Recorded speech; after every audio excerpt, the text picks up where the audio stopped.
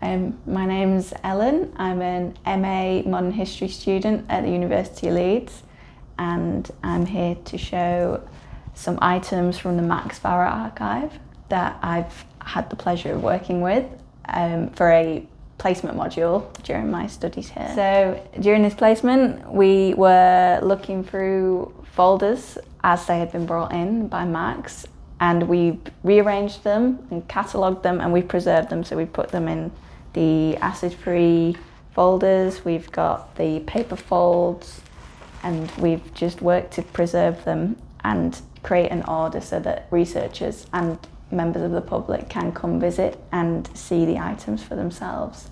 So Max is a cultural sociologist and activist. He's lived and worked in Leeds for many years, and he's still living in Leeds now.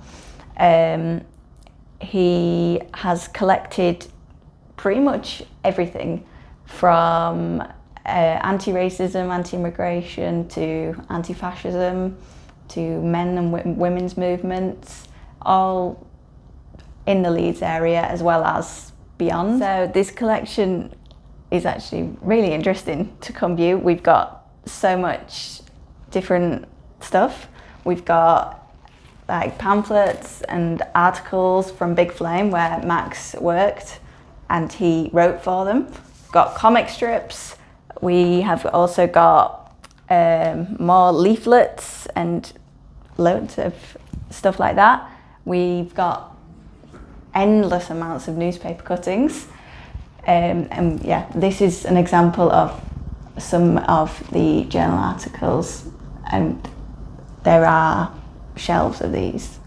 My favourite thing, it's not here, but it was in one of the folders in a pamphlet or a journal. There was a cartoon of Lenin as Mickey Mouse, and that's kind of stuck with me throughout. I don't really know why it was there, but it's always been quite a funny one to look at.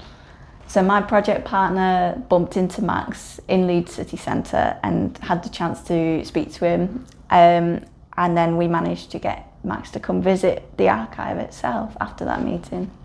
I particularly found this archive to be really interesting, as I was born locally and I've lived in the area all my life, so there was a lot of familiar places coming up.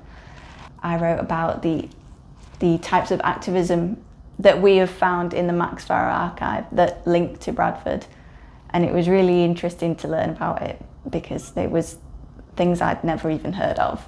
So it was interesting to learn more about my local area.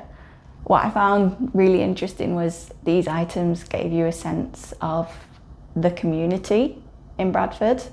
There is one item that I included in my blog about the Bradford 12, and it was a really short piece, but it had translations in 4 different languages, and it was appealing to everyone in the area, and it just showed you like how widely this activism spread and the community links that it all tied back to.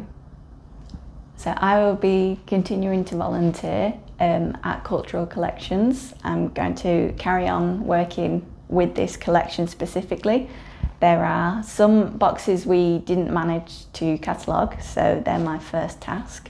And then I will be looking at all these Big Flame articles, and I will be creating an index. I think people should visit this archive because it's so varied, both in topic and in the items.